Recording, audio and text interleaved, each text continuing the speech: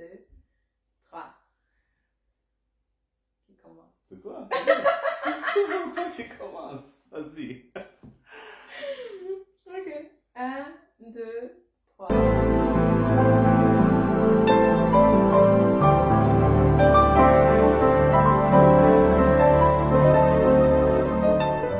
Bonjour la famille, c'est vraiment avec joie que nous sommes devant vous. Ouais. C'est Emmanuel et Joël de Family First. Nous sommes ici, la raison pour laquelle on fait cette vidéo, c'est pour rendre gloire à Dieu pour nos 14 années de mariage.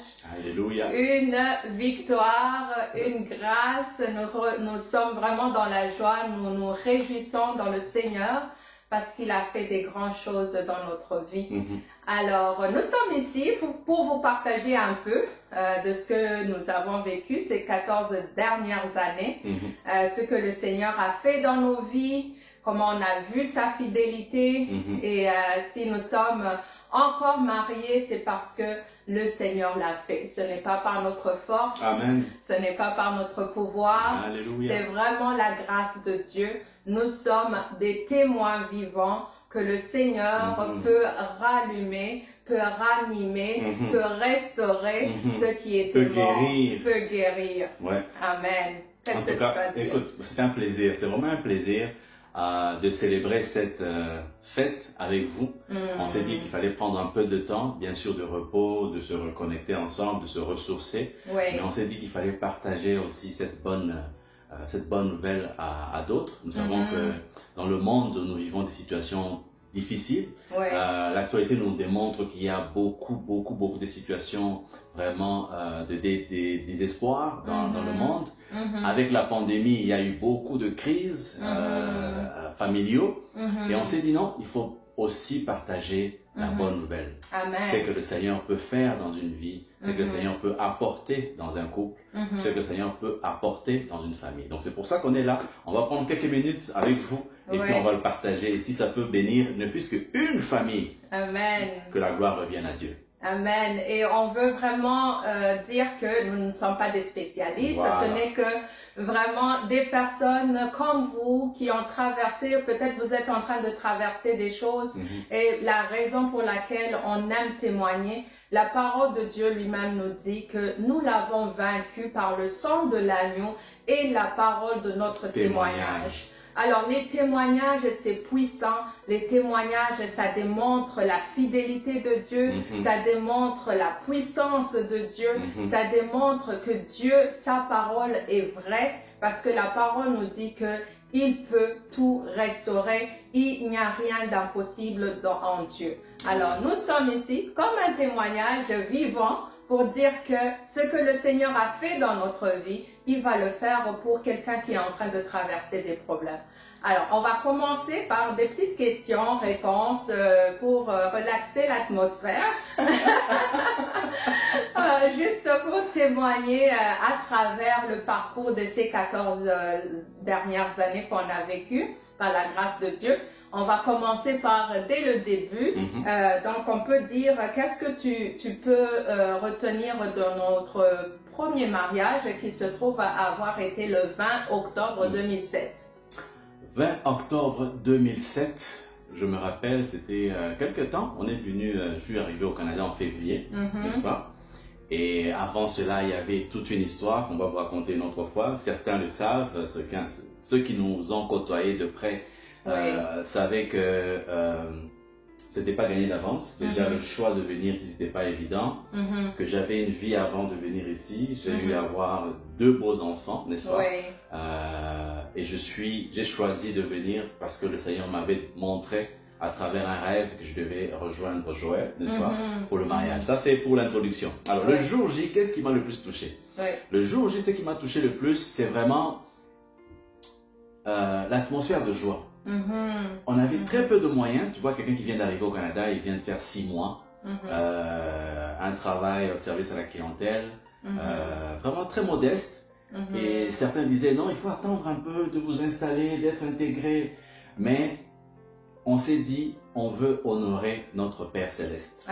C'était la première chose. Alors, le fait de chercher à honorer notre Père Céleste, a primé sur toute autre considération. Et je dois dire aussi que je dois remercier ici, en tout cas en profiter pour remercier les frères et sœurs qui étaient là, nos frères et sœurs avec qui nous partagions la même foi, avec qui nous allions dans la même église MCI. Merci infiniment d'avoir été là parmi nous. Je n'oublierai jamais un frère, Emmanuel Watt, qui nous a conduit avec une voiture qu'il avait louée pour le week-end. Donc tout a été fait de telle sorte vraiment qu'on ait une très belle cérémonie avec une vingtaine de personnes, 30 personnes. Je me rappelle d'un frère à moi que je connaissais à Bujumbura, qui est venu être mon témoin. Et je l'ai vu juste une fois. Et je ne l'ai plus revu, il était à Ottawa. Amen. Donc il était comme venu soutenir. Il y a d'autres frères aussi qui étaient là, Nounou et tout ça, Sedna, Shirley. Beaucoup de gens étaient là, des frères très proches avec qui nous partageons la parole à chaque semaine et qui ont dit, écoute, on va vous accompagner dans cette aventure-là. Et le Seigneur a été fidèle, le Seigneur a été vraiment fidèle. Oui, comme tu le dis, il y avait déjà précédemment beaucoup de choses qui s'étaient passées. Donc, dans notre témoignage, pour ceux qui l'ont déjà vu, vous avez entendu ce que nous avions traversé même avant ce jour J. Mais ce jour-là, moi, je peux retenir vraiment qu'il y avait la joie de l'Éternel. Peu importe la situation, comme il dit, c'était tellement modeste, mais on voulait honorer Dieu avant toute chose. Parce que Emmanuel était venu, comme il dit, me rejoindre. C'était après des prières. Donc, avant de vous lancer dans le mariage, il faut vraiment avoir la certitude que c'est le Dieu lui-même qui a choisi cet homme ou cette femme dans ta vie. Parce que vous allez vivre des situations qui vont vous faire douter. Est-ce que c'est vraiment l'homme de ma vie? Est-ce que c'est celui que le Seigneur avait prévu dans ma vie? Alors, lorsque tu as cette certitude que c'est vraiment le Seigneur qui l'a amené dans ta vie, peu importe les circonstances, parce qu'il y en aura, les tempêtes que vous allez traverser dans le mariage, tu vas garder la foi, tu vas continuer à persévérer afin de voir une autre saison dans ce mariage. Alors le Seigneur nous avait tous les deux confirmé qu'on allait, que c'est lui de son côté, sans qu'il me consulte, il avait prié, moi de mon côté aussi, qui a fait qu'il est venu. Alors le jour J, c'était une joie. C'est clair que on veut avoir, en tant que femme, on veut avoir une longue robe, on veut avoir une bague en diamant. Oh oui, une bague en diamant qui brille, que toutes les invités vont voir. C'est parce que on grandit en regardant les films Hollywood, de l'image du mariage, comment ça devrait être. Mais c'était vraiment différent. C'était petit, c'était intime. Alors, comme on a dit, notre mariage a abouti. Précédemment, il y a eu des étapes où il y avait peut-être des blessures au sein des familles, mais on a vu le Seigneur restaurer notre famille, quitte à ce que après 3 ans, on a dit maintenant il est temps d'aller honorer aussi les parents, parce que nos parents, c'est important que même si eux aussi ils avaient accepté finalement notre mariage, mais ils nous ont dit, ok, vous pouvez venir, on va célébrer, vous allez aller faire le mariage religieux, on va le faire comme dans les coutumes, faire la dot, aller demander la main comme ça se doit. Et ça aussi, c'était vraiment comme le Seigneur qui nous démontrait comment quand il commence une chose, il l'accomplit, il restaure les cœurs. Et il y avait aussi un autre témoignage à ce mariage. Ça s'est passé 3 ans après notre mariage ici au Canada. En 2010, je dois dire une chose, c'est que c'est vrai que les parents de Joël, au départ, n'étaient pas du tout d'accord avec notre union. Et ils avaient raison. Ils avaient totalement raison. On peut dire tout ce qu'on veut dire là, ils avaient totalement raison, parce qu'on ne peut pas laisser sa fille aller se marier avec un homme qui n'est pas sage, qui n'est pas prudent, qui ne sait pas où il s'en va. J'étais cet homme-là, qui ne savait pas où il s'en allait. Donc, pour un père qui moi, aujourd'hui, je ne voudrais pas. Protège ses enfants, je voudrais pas sa que ma fille. fille aille comme ça. Oui. Donc, il avait raison. Et 3 ans plus tard, le Seigneur a fait son œuvre. Oui. Il m'a permis à moi de pouvoir évoluer, de croître, de maturer un peu, elle aussi. Et on a pu démontrer qu'on était quand même mature pour une union et digne de confiance de la part des parents. C'est pour ça que 3 ans plus tard, on est rentré et tout le monde a fêté. Nous a fait vraiment grâce. On a pu faire une grande fête à Bujumbura, je n'oublierai jamais ça, avec la dot, toute la famille était réunie, c'était une vraie restauration, et c'était extraordinaire. Le Seigneur a vraiment été fidèle de ce côté-là. On a vraiment vu la main de Dieu, parce qu'il y a eu même une façon que le Seigneur nous a démontré qu'il était au contrôle, parce que il nous a donné des finances surnaturellement. Quand on dit que Dieu agit dans toutes choses, on ne savait pas, parce que comme on vous dit, ça faisait 3 ans qu'on était ici au Canada, on se cherche, on est en train de travailler, mettre de l'argent de côté, c'est pas évident pour un mariage, mais le Seigneur a miraculeusement pourvu pour ce mariage. Quitte à ce qu'on a eu, au-delà du mariage, on a eu de la présence des personnes aussi qui venaient de loin, qui sont venus. Oui, la famille de ma sœur était là, son mari, les 2 enfants, des cousins qui étaient de Belgique. On a eu vraiment la présence des gens qui étaient là. C'est comme une coïncidence, mais dans le Seigneur, il n'y a pas de coïncidence. C'était vraiment un rendez-vous divin. Et c'était un mariage où il y avait des témoignages, il y avait des pleurs, il y avait vraiment un témoignage de la restauration du Seigneur. Vraiment. Et ce jour-là, je ne verrai pas, tu as demandé aux gens presque d'aller, de faire l'appel au salut, là. Ouais, ça c'est mon appel. Je suis de cœur évangéliste, donc le Seigneur vraiment me met à cœur, au-delà du mariage terrestre, il y a un mariage qui nous attend, céleste. Donc, c'est toujours dans mon cœur à toute opportunité, et je sais que le Seigneur, un jour, vraiment va nous démontrer tout ce qu'on fait, toute notre vie est un témoignage vivant pour amener les gens à connaître le Seigneur Jésus. C'est une grâce, il faut le partager. Amen. Alors, après ce grand mariage, donc on est rentré, on est revenu au Canada, la vie a continué. Et juste, ça c'était en 2010, et c'est comme à chaque 3 ans, le Seigneur nous démontrait encore un autre niveau, un autre étape. Avec le Seigneur, c'est des temps, les saisons que vous devez vivre avec lui. Alors après cela, on a eu la grâce de maintenant recevoir les enfants et ta maman qui sont venus en 2013. En 2013, voilà. 3 ans après. C'est incroyable. Il y a quelque chose dans le chiffre 3 avec le Seigneur, comme le Père, le Fils et le Saint-Esprit. Je peux dire que ça démontre que Dieu est vraiment présent dans toutes choses. Donc là, les enfants sont venus en 2013. Et on se retrouve une grosse famille quand même, au Canada, la très grande famille, C'est pas la même chose qu'au Burundi ou en Afrique en général, où tu as quand même des bonnes, tu as des personnes de service qui peuvent t'aider. Là, tu fais tout. Ici, on fait tout, c'est-à-dire que tu dois courir pour le travail, revenir vite pour prendre les enfants à la garderie ou à l'école, et puis être à temps, et puis faire la cuisine, donc, beaucoup de travaux ménagers qui viennent te prendre beaucoup de temps, beaucoup d'énergie, éduquer les enfants, assurer le suivi. Et des fois, l'intégration aussi, pour moi, personnellement, ça m'a beaucoup préoccupé parce que je n'avais pas de travail. En tout cas, du moins, pas le travail que je voulais. Donc, ça travaille un peu le caractère, ça travaille un peu l'estime de soi, ça travaille un peu l'acceptation, son identité. Et on se pose des questions. Qu'est-ce que je fais en tant qu'homme? Je dois nourrir ma famille. En tant qu'homme, je dois pourvoir. En tant qu'homme, je dois assurer. Mais tu vois que la situation, elle est comme ça là.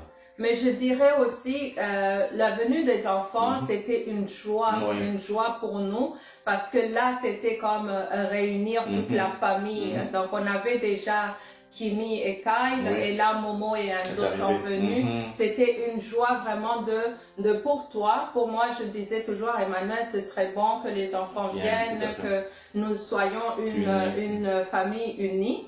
Et ça, je l'avais toujours eu à cœur. Mais là, c'est là où maintenant les problèmes ont commencé. Pas vraiment que les problèmes ont commencé, mais on entrait à une autre phase dans notre vie. C'est là où on a su que Enzo était malade. Et là, ça c'est venu nous secouer émotionnellement. Emmanuel le vivait de sa façon, je le vivais d'une autre façon où je me suis accrochée encore plus au Seigneur. Tu peux témoigner un peu?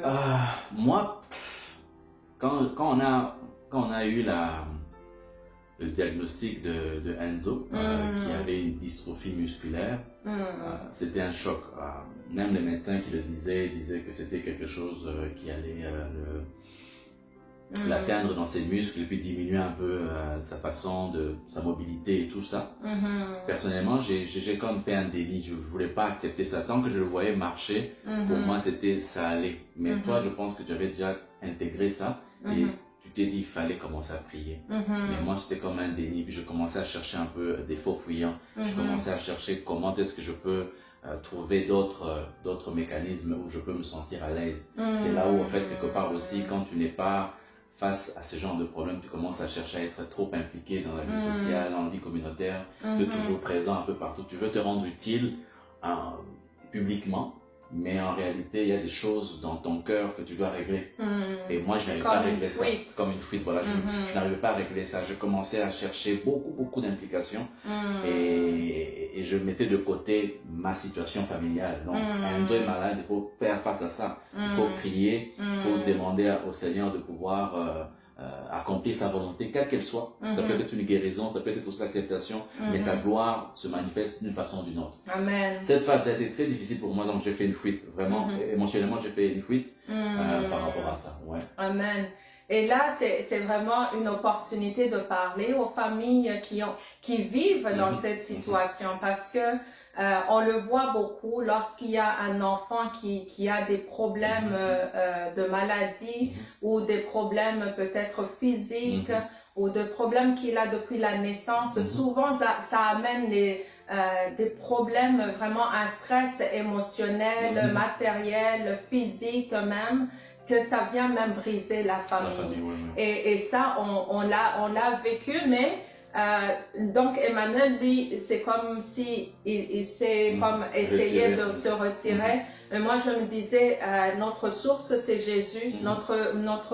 Notre réponse, la force, on doit l'avoir en lui. Alors, lui, dans ce côté de peut-être être plus dans le social, c'était une façon pour lui de se rendre utile à l'extérieur, mais donc moi, de mon côté, je m'approchais au Seigneur. Je disais, Seigneur, tu es capable, ta parole me dit que tu peux le guérir, que par tes meurtrissures, nous sommes guéris. Alors je me mettais dans des prières là intenses, intenses, vraiment des prières des jeunes. Et à un moment aussi, c'est la même période où tu as eu aussi du travail pour aller à l'extérieur, à l'étranger. Oui, pour moi c'était une opportunité qui se présente. Une belle fuite en avant.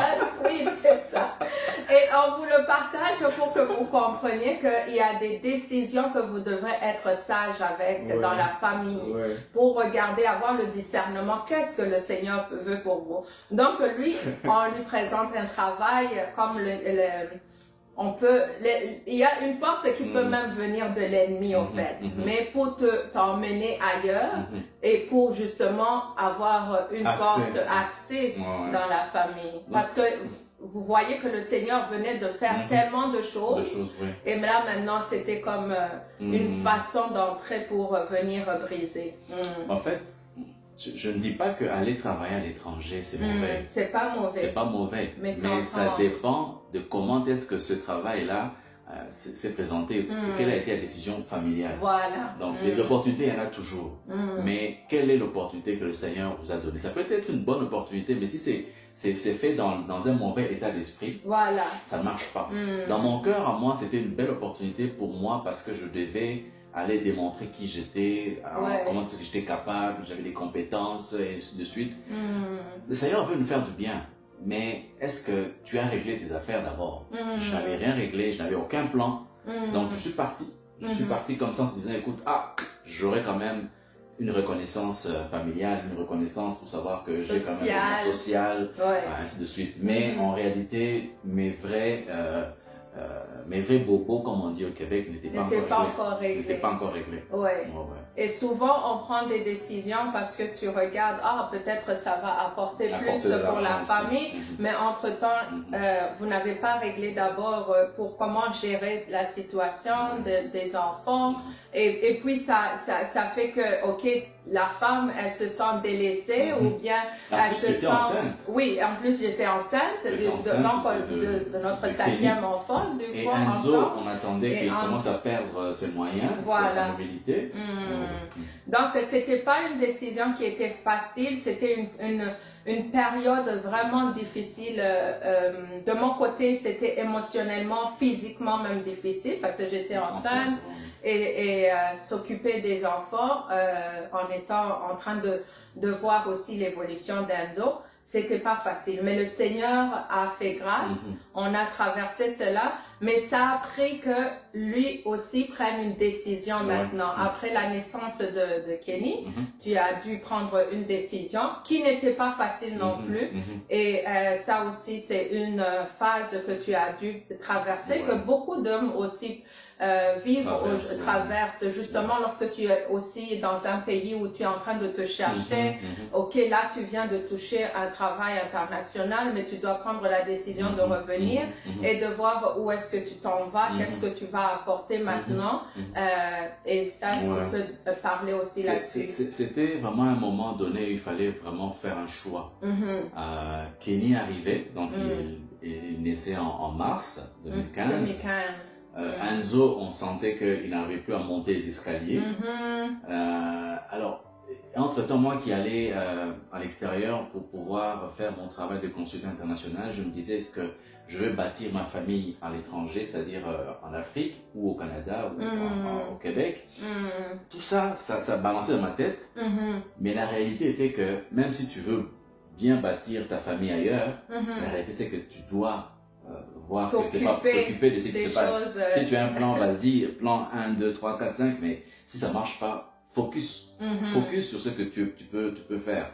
Et là, il fallait maintenant rester. Donc, j'ai fait le choix de rester, mais c'était un choix difficile. C'est un choix que j'ai fait sur ma propre force. Je me suis moi-même dit, écoute, quand on voit A plus B égale C, stratégiquement, je dois rester. Mais dans mon cœur, je n'étais pas prêt à accepter ça. Donc, même si j'avais d'autres opportunités qui sont présentées après, je refusais ces opportunités-là. Il fallait que je puisse m'installer ici avec ma famille pour bâtir ici. Mais c'était sur mes propres efforts. Ce qui fait que ça m'a vraiment mis à terre. Et c'est après que je me suis rendu compte que j'ai passé une période de comment on appelle ça, dépression. Ouais. C'est après. Chez nous en Afrique, on parle pas de ça, ou tu ne sais même pas, parce que justement on ne connaît pas. Mais arrivé ici, parce qu'à un moment on a dû aller chercher de l'aide, et c'est là où quand tu regardes les signes, et c'est là où tu vois que tu avais traversé une dépression. Une grosse période de dépression. Oui. Vraiment. Parce qu'il n'y avait pas la motivation même d'aller chercher du travail. Moi, je passais du temps à t'envoyer des CV, postule là, fais ça.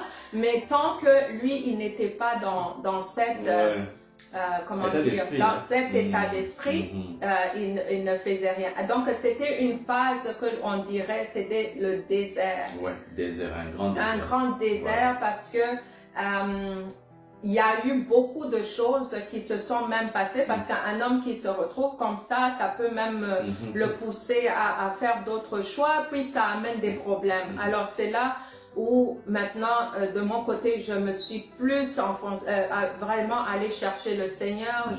Des fois, je faisais des jeûnes interminables. Parce que je cherchais que le Seigneur le délivre et le Seigneur, et c'est ça qu'il faut en tant que femme aussi, je parle aux femmes peut-être qui sont à côté des hommes et tu as beaucoup parlé, tu vois des choses qui ne se passent pas, tu penses que peut-être ton époux, ton conjoint n'est pas là, ne s'occupe pas de toi, c'est spirituel en fait. C'est vraiment c'est spirituel et c'est ce que le Seigneur m'a révélé. Et lorsque je m'approchais plus le Seigneur, il me montrait même spirituellement qu'est-ce qui se passait et je commençais maintenant à briser tout cet esprit justement d'abattement, de dépression, et j'ai intercédé pour qu'il se relève, au fait. Oui, mais il faut quand même dire qu'avant ça, il y avait aussi, de mon côté, à part ça, il y avait aussi la culpabilité. Oui. Parce que la vie que j'avais menée pendant ce temps-là où j'allais, je venais, c'était pas une vie qui glorifiait le Seigneur. J'avais quand même, les gens le savent, quand je l'avais partagé, j'avais vécu une période d'infidélité. Donc, quand tu as connu le Seigneur, que tu as vécu dans la gloire de Dieu, tu connais sa présence et que tu fuis loin de sa présence, il y a quelque chose, il y a un vide qui s'installe en toi. Amen. Il y a quelque chose voilà, c'est comme si la vie était partie. Amen. La vie quitte ta vie. Tu n'es plus en vie, en fait. La parole de Dieu nous dit que le salaire du péché, c'est la mort. J'ai vécu la mort, en fait. Spirituellement, j'étais mort. Et je partage souvent pour ceux qui m'ont déjà entendu, qu'en 2013, j'ai eu un accident, comme on dit, un accident mortel. La voiture était vraiment déclassée, mais le Seigneur a fait grâce. J'en suis sorti indemne, même pas de fracture, même pas une goutte de sang. Mais je dis toujours que, on dit gloire à Dieu, mais ce jour-là, si j'étais mort, je serais en enfer. Je serais en enfer, parce que j'avais déjà commencé, au fur et à mesure, de vivre une vie qui s'éloignait de Dieu. Et quand je suis allé maintenant à l'international, c'était encore pire. C'était comme une porte qui s'était ouverte. C'était ouvert. Donc, je m'étais vraiment éloigné. C'est vrai, ça arrive, des gens, on peut, comme on dit, tomber, mais il faut se relever. Mais là, quand tu tombes une fois, tu te relèves pas, tu tombes une deuxième fois, tu te relèves pas, c'est-à-dire que tu as ouvert une porte, tu t'enfonces. Là, je m'étais vraiment enfoncé. Et quand je suis revenu, j'ai fait le choix de revenir, de rester ici. Je n'avais pas fait appel à Dieu, je n'avais pas fait appel à mes frères et sœurs pour prier avec moi, pour me soutenir dans ce que je vivais. Je me suis retrouvé tout seul, et c'était ça le désert.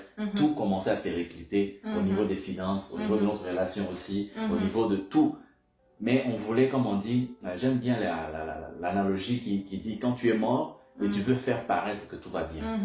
Tu vois, quand on est face à un décès, il y a des spécialistes dans la mort qui font un peu un maquillage sur le mort pour bien faire paraître le corps dans l'exposition. C'est un peu ça qu'on fait. Quand on est mort spirituellement, mais qu'on veut faire paraître les bonnes choses, tu es mort, mais tu ne fais que faire les maquillages, en fait. Il n'y a rien en toi. Et tu le sais au fond de toi que tu n'es plus. Et les gens autour de toi, ta femme ou ton homme ou ton mari, voient ça aussi. Parce que c'est dans la vie intime, dans la vie à deux, dans la vie en famille, qu'on sent que la personne n'est pas là. Donc, c'est très important de pouvoir vérifier ces signes-là. Et c'est là où je te rejoins 100% pour dire que c'est d'abord spirituel. Le combat, il est d'abord spirituel.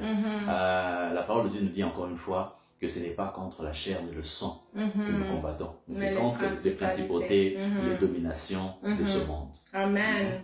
Et c'est justement cela, donc ça prend que, comme on dit dans le mariage, c'est comme un mariage à 3 fils, il faut que lorsque tu vois l'un qui est tombé, parce que vous êtes un maintenant, il faut le soutenir spirituellement, il faut l'élever. Mais je dirais humblement que à un moment, justement, moi aussi, je voulais quitter. Donc, je voulais prendre, je disais, Seigneur, je pense que vraiment là, on a... tu ça me demandes... Oui, c'est ça. Quand toi, tu as prié et que je me suis... Qu'il est revenu repenti devant le Seigneur et m'a demandé pardon. C'était toi. Là, maintenant, c'était mon tour de dire non, je pense que c'est assez, c'est assez. Seigneur, même toi, tu me dis dans ta parole, s'il y a eu infidélité, tu peux partir. Je peux partir, j'ai le choix de quitter ce mariage. Mais ça a pris vraiment la grâce de Dieu. Parce que le Seigneur, justement, voulait que, moi je pense que si Family First est né, on a traversé des choses que justement qu'aujourd'hui, nous témoignons humblement pour que d'autres personnes ne passent pas par là et qu'ils sachent que vous devez garder votre relation avec Jésus, avec Christ. Parce que donc, lorsque lui, il s'est repenti, il a demandé pardon. Alors maintenant c'était de mon côté à accorder ce pardon. Donc je disais, ok, je peux lui pardonner, mais moi je pense que c'est fini, je quitte de ce mariage, c'est trop, c'en est trop. Mais c'était l'ennemi aussi qui était venu, parce que je me rappelle très bien un moment où le Seigneur m'a dit, je l'ai entendu, c'est comme une parole, lorsque le Seigneur te parle, il te parle intérieurement, que l'ennemi est venu pour voler, dérober et tuer. Wow. Moi, je suis venu pour te donner la vie et la vie en abondance. Lorsque j'ai entendu cette parole, ça nous a donné vraiment comme un petit espoir pour aller chercher de l'aide. Alors, on a commencé à aller chercher de l'aide. Parce que, rappelez-vous, il y a aussi, à part ce qui peut se passer, il y a aussi le côté des blessures que tu peux amener dans le mariage. Alors, lorsqu'on a reçu de l'aide auprès de nos pasteurs, parce qu'il est très important d'aller chercher de l'aide, ne laissez pas vraiment l'ennemi entrer et détruire, justement, diviser, tuer. Il faut aller chercher de l'aide parce que le Seigneur est là avec vous. Il va vous emmener des personnes qui vont prier avec vous, qui vont vous aider dans cette restauration que vous cherchez. Oui, mais souvent les gens ont peur d'aller chercher de l'aide parce qu'ils se disent, les gens vont le savoir, ils vont se comprendre que ça ne va pas entre nous. Mais quand il y a divorce, tout le monde est au courant. Voilà, à la fin tout le monde est au courant. Alors ne soyez pas, ne soyez parce que l'ennemi aime tout ce qui est dans le cachet, tout ce qui est dans l'ombre. Mais lorsque tu dévoiles, il a déjà perdu toute sa puissance. Mais il faut aller voir quelqu'un qui est mature spirituellement. C'est pour ça que nous pensons que la communion fraternelle est importante.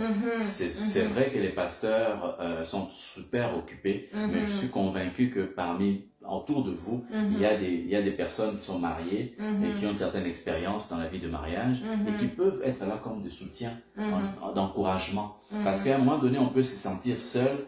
C'est important de s'appuyer sur quelqu'un d'autre. C'est pour ça que moi, écoute, chaque fois qu'on a l'opportunité, on dit merci. Grand merci à nos pasteurs qui nous ont soutenus. Grand merci à nos frères et sœurs qui nous ont soutenus pendant ces moments difficiles. On a dû demander de l'aide. Il faut être humble.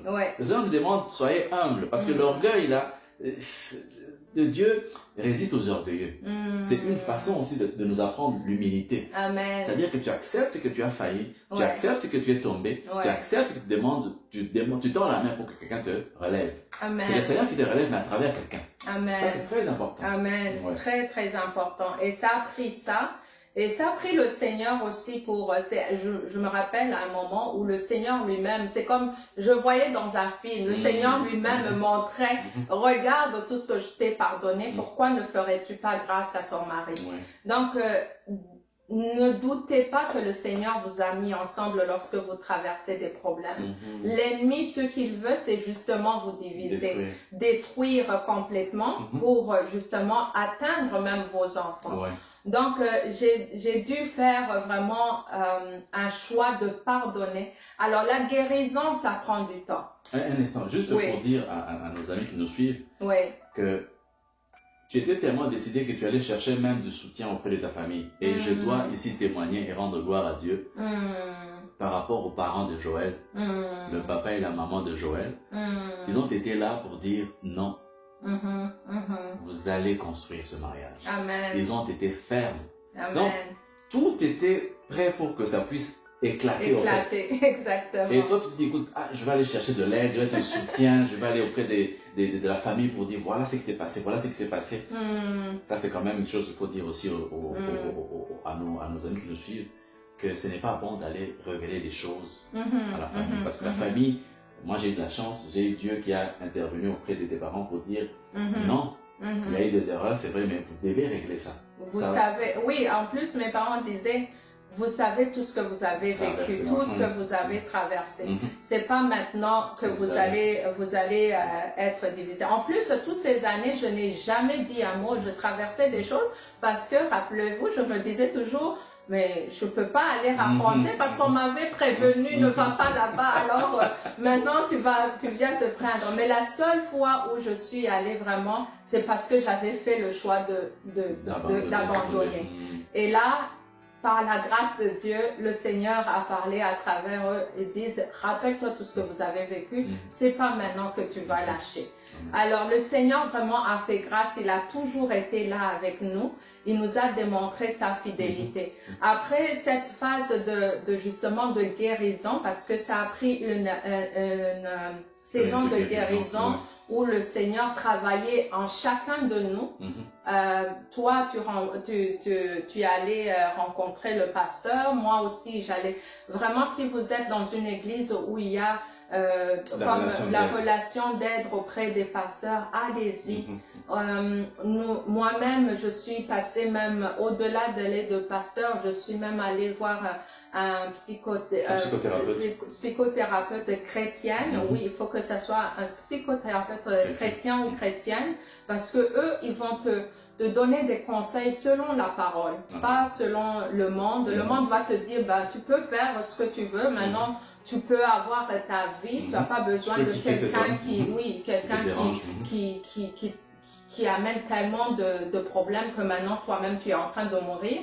Donc, il faut vraiment être sage, aller chercher, parce qu'il y en a des psychothérapeutes ou chrétiens ou psychologues chrétiens qui vont te conseiller, et tu as besoin justement de pouvoir savoir même comment dire tes bobos, parce que des fois tu ne sais pas. Peut-être tu as grandi sans savoir comment parler de tes affaires.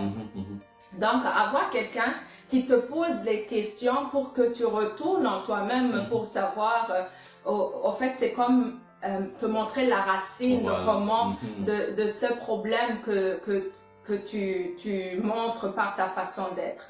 Donc ça nous a aidé. Ça a été une période dans ce désert qu'on traversait où le Seigneur maintenant commençait à nous restaurer parce qu'il s'était repenti. Et c'est ça notre Seigneur. Notre Seigneur est tellement bon. Peu importe le péché que tu as fait, si tu es tombé, reviens à lui. Reviens avec un cœur repentant et il va te recevoir. Mon mari, il aime dire, il est comme le fils prodigue. Ouais, ça c'est vraiment ça. Parce que j'ai connu le Seigneur très jeune, mais à plusieurs fois, j'ai eu des phases, comme on dit.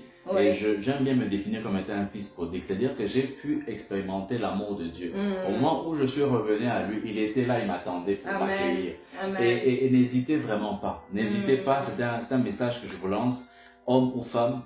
Si vous vous sentez peut-être éloigné du Seigneur et que vous avez connu le Seigneur dans votre vie, revenez à lui. Il est toujours là pour vous accueillir. Si vous avez votre cœur repentant, vous demandez pardon sincèrement, il va vous aider. Même des choses que vous vivez, il va vous permettre de guérir et d'aller de gloire en gloire à chaque jour. Amen. Comme elle le dit, une des choses que j'ai peut-être saisies dans cette période-là, c'est que j'avais une blessure de rejet.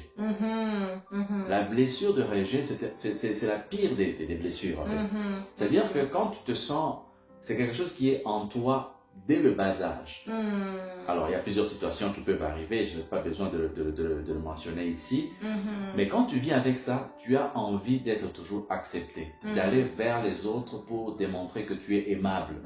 Et dans les relations avec les filles, c'était pour dire, ok, c'est ma façon à moi de me sentir valorisé. Et la parole de Dieu nous dit, vous connaîtrez la vérité et la vérité vous affranchira. Donc, dès que tu connais la vérité, que qui tu es en Christ, quelle est ta valeur devant Dieu, et qu'il a payé en donnant son propre Fils à la croix pour que moi je sois sauvé, que j'ai la vie ici sur terre et une vie en abondance, et au-delà de ça, avoir une vie éternelle auprès de lui. Mais tu n'as pas besoin d'autre chose, tu n'as pas besoin de quoi que ce soit. Et dès que tu saisis ça, ça devient comme un rhéma pour toi. Tu commences à vivre, tu as un changement de comportement qui devient comme instantané. Tout ce qui reste, c'est quoi? C'est que tu dois faire attention maintenant à ce que tu regardes, à ce que tu fais, tu persévères, tu vis une vie de sanctification, tu de consécration. C'est le reste qui va suivre. Mais la lumière, dès qu'elle jaillit en toi, tu vois clair, tes yeux s'ouvrent, tes oreilles s'ouvrent, et tu comprends la vie que le Seigneur veut te donner. Et le reste, tu vas comme ça marcher. Et pour marcher sur ses pas, comme on dit la parole de Dieu dans le psaume, la parole va être comme un éclairage, une lumière sur nos sentiers et un éclairage sur nos sentiers. Voilà, donc c'est ça. C'est en allant chercher dans la parole. Mais avant de commencer, c'est vraiment la repentance. Numéro 1, c'est la repentance. Et la repentance, là, c'est à chaque jour. Parce que nous sommes pécheurs. Les gens pensent que quand tu as une repentance, c'est comme si tu es vraiment Non, vivre dans le péché, c'est une chose. Vivre comme un homme livré à lui-même, c'est autre chose aussi.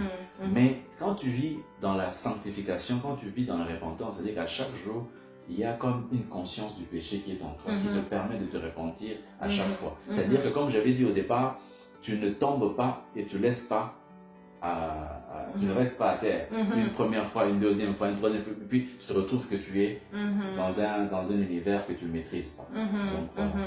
Amen. Donc, c'est vraiment cela. Lorsque vous êtes en train de traverser des problèmes, vous êtes dans ce désert, allez chercher Dieu, allez chercher de l'aide. Humiliez-vous, allez chercher de l'aide parce que lorsque vous le gardez, c'est là où l'ennemi maintenant va faire n'importe quoi parce que lui, il est déjà entré, il va te faire voir humainement ce que l'autre est en train de faire et là tu gardes l'amertume, tu ne veux pas pardonner. Donc c'est là où j'ai dû vraiment demander au Seigneur aussi de m'aider à le voir comme lui, il le voit. Et c'est là où j'ai vu, ben moi-même, il m'a pardonné tellement de choses que j'ai faites. Et c'est là où tu vois l'amour de Dieu. L'amour de Dieu pardonne à tout moment. Qu'est-ce qu'il nous dit? La parole de Dieu nous dit pardonner 7 fois, 70 fois. Donc il faut pardonner, il faut vivre une vie du pardon à tous les jours. Et nous sommes des êtres imparfaits. Donc il ne faut pas que nous soyons trop, comment dire, trop d'attente sur l'autre. Donner cette grâce à l'autre de grandir dans le Seigneur.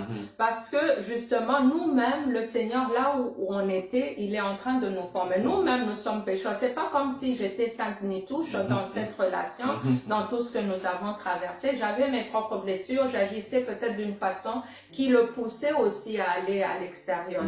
Il y a beaucoup de choses qu'on peut regarder. Mais lorsque vous gardez cette relation dans le Seigneur met à la lumière aussi des choses. Donc, à travers ces séances d'aide qu'on a eues, il nous a montré tellement de choses individuellement qu'on est allé au fait avoir la guérison. Tout à fait. Et à travers cette guérison maintenant, c'est là où on a commencé à voir le vin nouveau. Amen. Le vin nouveau, wow. Ouais. La première chose qu'on peut dire pour conclure de mon côté, on va dire 2-3 choses là, c'est que quand le vin arrive à ne plus être là, donc le vin arrive à comment on dit en français là, à ne plus exister, quand il n'y a plus de vin, à manquer, quand le vin vient à manquer, c'est tout à fait normal. C'est-à-dire que vous avez une relation, des gens vivent une relation de fiançailles ou de mariage, et après on se rend compte qu'il y a des choses qui se passent dans la vie, et on se dit waouh, pourquoi ça a changé, pourquoi il n'est plus le même, pourquoi il n'est plus la même, pourquoi il n'est plus aussi attentionné, pourquoi est-ce qu'il est toujours en colère, pourquoi est-ce qu'il ne me regarde pas, pourquoi est-ce que, ainsi de suite. C'est le vin qui vient d'en manquer. C'est dans 2, 1 à 11 que vous pouvez lire.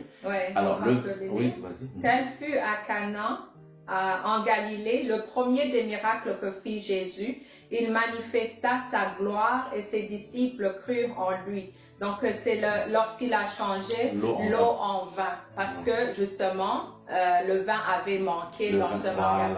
Et j'aime cette parole parce que, pour moi, c'est comme une révélation de ce qui avait été au début dans Genèse, lorsque le péché était entré à Adam et Ève, et que Jésus choisit à accomplir son premier miracle au mariage. En fait, il venait de restaurer ce que Adam et Ève avaient comme amené comme destruction dans le mariage. Donc, je trouve cela tellement waouh que Jésus ait choisi son premier miracle au mariage. Donc, ça veut dire qu'il y a la puissance dans un mariage. Le mariage doit glorifier le Seigneur. Manifester sa gloire. Il venait en fait de restaurer l'image de mariage comme ça devrait être. Ramener la gloire de Dieu dans le mariage. Amen. C'est vraiment ça. Le mariage, en fait, c'est vraiment l'image, ça doit refléter l'image de Dieu. L'image de Dieu dans toute sa splendeur, dans toute sa gloire. On doit refléter en fait cette gloire-là dans nos vies, individuellement en tant qu'homme, en tant que femme, mais aussi le transmettre aussi à nos enfants.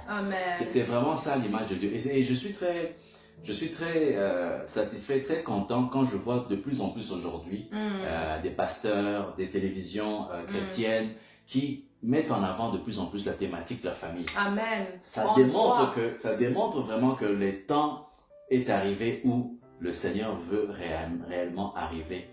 Parce qu'il veut démontrer que sa gloire va se manifester à travers les familles, Amen. à travers l'homme et la femme. Amen. C'est vraiment ça. Et quand je vois de plus en plus des témoignages, de plus en plus des émissions, de plus en plus des prédications, un peu partout, je dis waouh, ça c'est la gloire de Dieu. Et puis le Seigneur suscite aussi des témoignages, suscite des gens qui commencent de plus en plus à mettre en avant, à témoigner de cela, de sa gloire. Amen. Donc nos familles doivent refléter la gloire de Dieu. Alors pour que ça soit réel pour l'homme, il y a une parole que nous devons ici tenir en compte dans Psaume 127, n'est-ce pas? 1 qui dit « Si l'Éternel ne bâtit la maison, ceux qui la bâtissent travaillent en vain. » Amen. La première des choses, c'est que l'Éternel doit être là.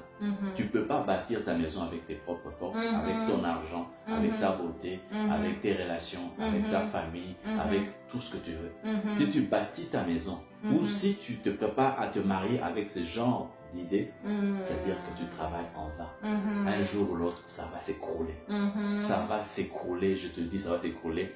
Et tu n'auras pas d'autre choix que d'aller chercher encore à te remarier, encore à rebâtir. Donc, la première des choses, rassure-toi que le Seigneur est dans le mariage. Comme on l'a dit, tu l'as dit, Amen. à 3 fils. Amen. Une corde à 3 fils Une ne corde se à rompt 3 pas. fils. Tu comprends? Donc c'est vraiment ça. Et pour faire ça, la première des choses, c'est de s'assurer que Jésus est dans ton cœur, que Jésus est dans ta vie, que tu as laissé le Seigneur conduire ta vie.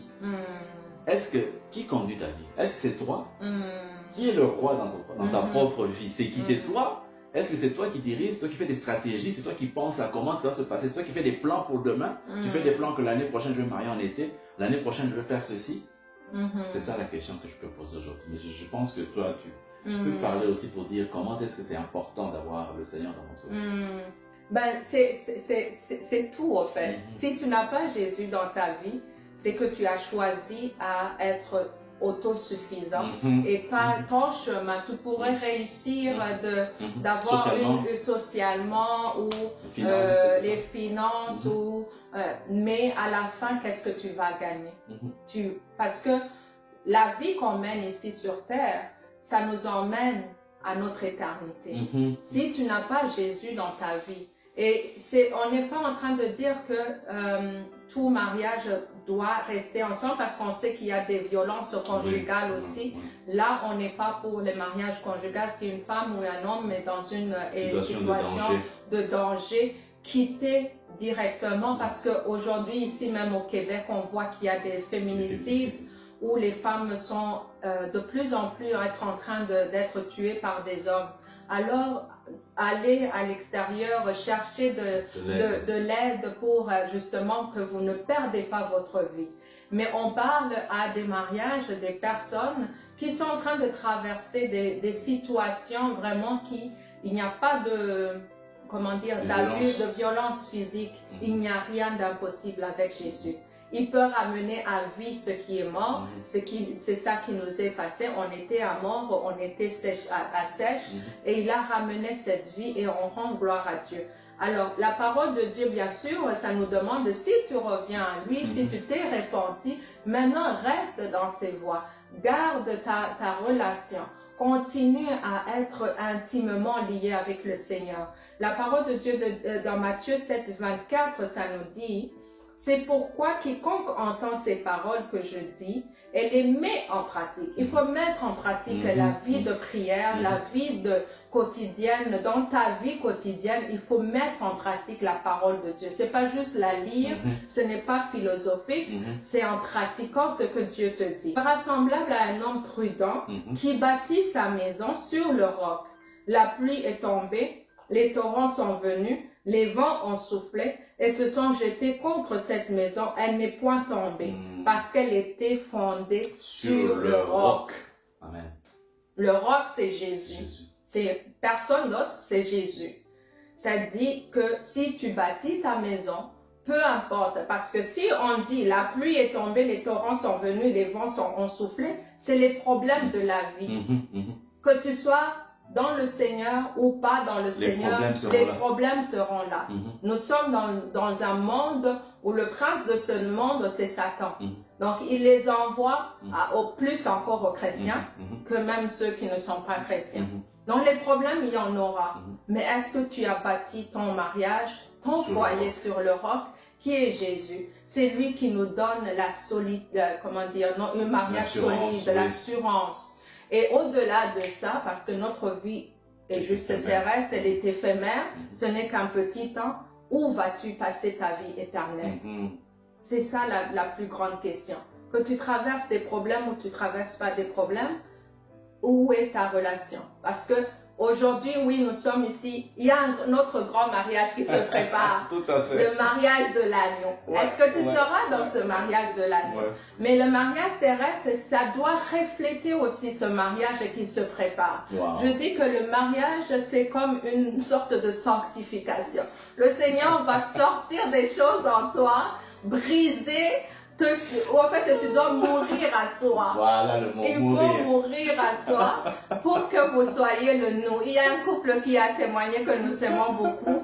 On a parlé d'Etlef et Samantha qui a dit c'est le mourir du moi pour que le nous ressort. J'ai beaucoup aimé cette parole qu'il a partagée avec une sagesse. Donc, c'est vraiment décider de garder notre intimité avec Christ afin qu'il fasse l'œuvre en nous. Amen. Amen. C'est extraordinaire ce que tu dis. Mourir, c'est ça.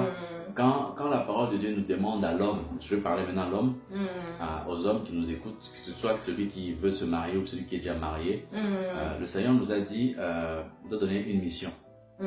C'est dans le jardin d'Éden, c'est de cultiver et de garder le jardin. Alors, et ça, c'est ça notre rôle, c'est ça notre mission, en fait, notre mandat. Et il nous a donné, en fait, une famille.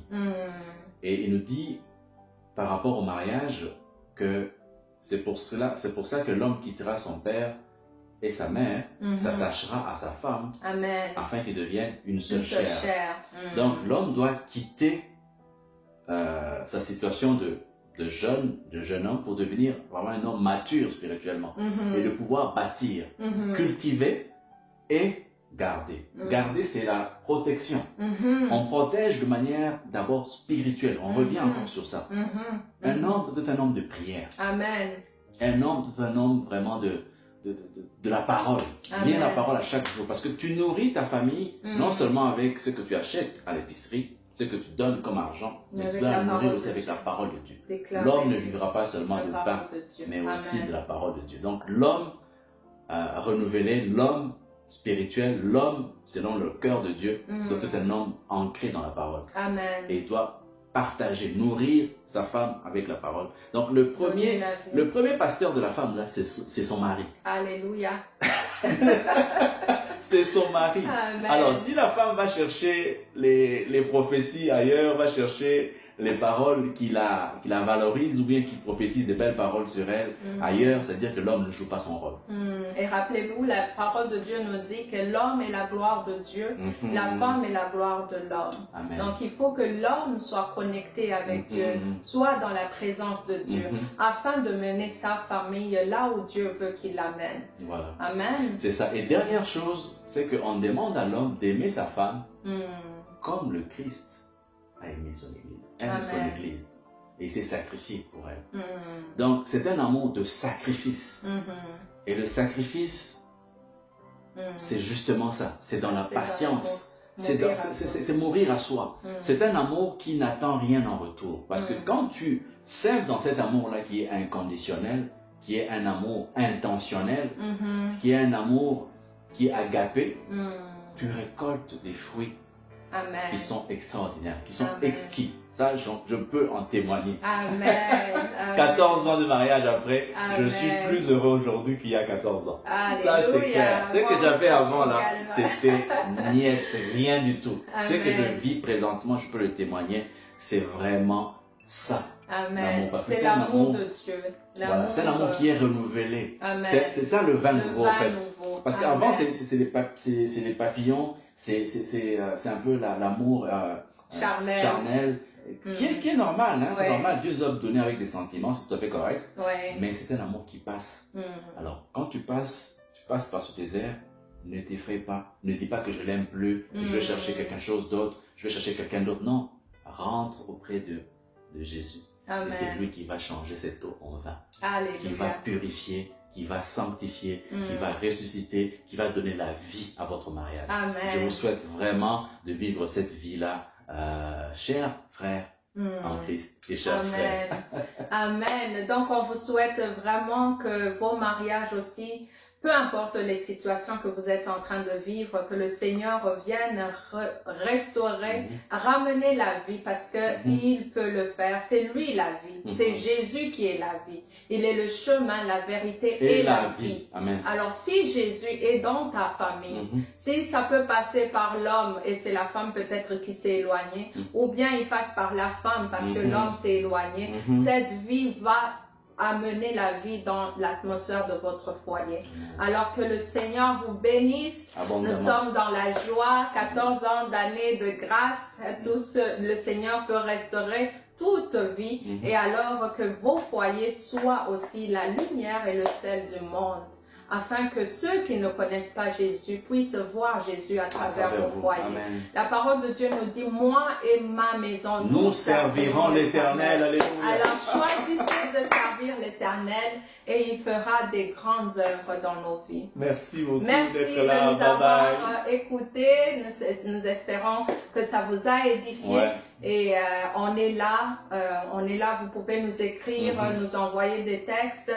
Ça nous fera plaisir de vous écouter, de prier avec vous. Amen. Que Dieu vous bénisse abondamment. On vous aime et Jésus vous aime encore plus. Bye. Bye.